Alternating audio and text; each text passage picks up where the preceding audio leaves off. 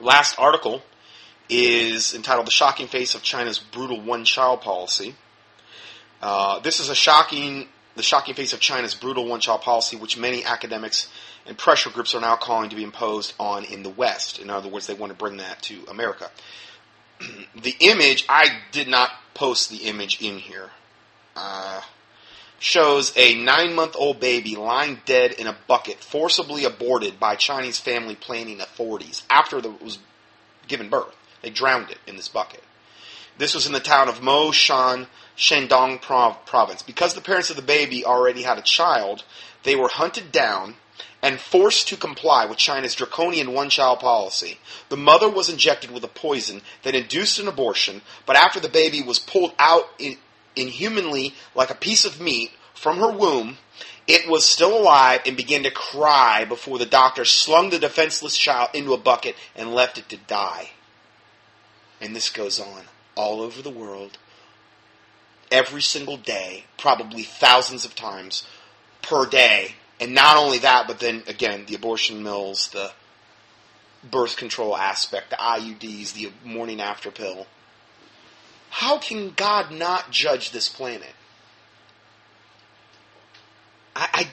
It has to happen at some point. There's just billions of innocent babies, their blood crying out from the land. Billions. You go back 100 years. Billions at the bare minimum, I would say. At least 1 billion. I think way more than that, if you take into account all the other things I've mentioned. It could be equal with the population of the planet right now. Because that can happen over and over and over again in one woman's womb. Many times. Many more children than she could normally maybe even have. So, the most dangerous spot on planet Earth for the majority of humans is the mother's womb. Bar none. It is a gauntlet that most will never, ever escape. I look at my own mom. I was the only one to escape my mom's womb alive. Ever. She was had an IUD for years, intrauterine device. That's a total abortifactant. Interferes with the lining of the uterus, so you can conceive and the zygote, the fertilized egg comes down the fallopian tube. Has nowhere to implant. It does not have the right terrain in the uterus to implant. That's how IUDs work. They're cursed devices. Birth control works. It can work in the exact same way. It interferes with the uterine lining, but you can have conception. Morning after pill. I mean, you're just killing the baby then. You think, oh, I got pregnant. I better kill this baby. And you have the abortion mills. You have this kind of garbage going on. I mean, I can't even imagine. Of all the things I report on, this is, I believe from God's standpoint, probably the most overriding thing that grieves him the most. The killing of innocent children and babies. Indiscriminate, just terrible, horrific, heartless killing of innocent life. Killed whole generations into, I would guarantee, over into the billions in the last 100 years alone. God has to judge that eventually. I can't believe he's even held back as long as he has. It's incomprehensible, his mercy. So, the timestamp on, you can click on the link if you, it's not a close-up picture. You can kind of see I see those pictures and I get so messed up that I can't even function. And that's because I think I'm better. I'm just saying, I just do. And I tried to watch that show I did, I think one time, a Massacre of Innocence. I think it's like on abortiontv.com or something. But I got the video. Oh, my word. I was so messed up from that. Oh, it was just horrific what goes on. Anyway, the timestamp on the image tells us the baby was killed on Monday. The image began circulating today on Weibo, China's version of Twitter, which has around 260 million members. The story has attracted widespread revulsion directed against the family planning authorities responsible for the murder of the baby. I mean, this is a fully formed baby. I mean, not to say that if it's 2 days old in the womb that it's not any less precious in God's sight. I'm just saying. Oh, boy. China's one-child policy is enforced by the way of forced abortions, infanticide, compulsory sterilization. In many cases, women are literally kidnapped off the street by state goons from the birth control office. That's what it's called. Driven to government hospitals, drugged, and the child is forcibly aborted. Man, that is so evil, sick, and George Orwell, 1984. I just, you can't even conceive of this level of evil. But is it better that we don't know about it and we don't even know to pray against it? You know? Or is it better to know about it so that we can not be ignorant of Satan's devices lest he get an advantage of us?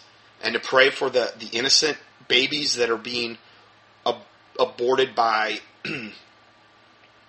the thousands and thousands of thousands every day worldwide? Because we talk a lot about America. A lot of times I see the statistics thrown around. But if you look worldwide, what the statistics are, it far exceeds what's going on in America.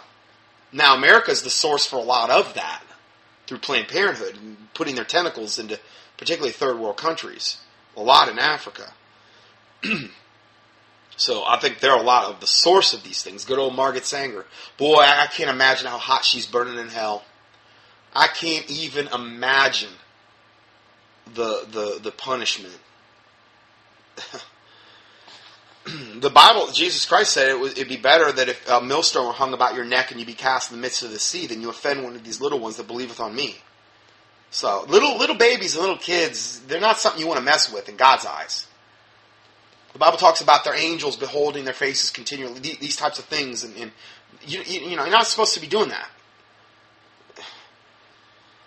And again, I've said this before, but one of the main things that you will always see God's wrath inflicted the most heavily, and one of the last things where God's judgment comes the worst is when you see child sacrifice, which is what abortions are. Just to the God of self, most of the time.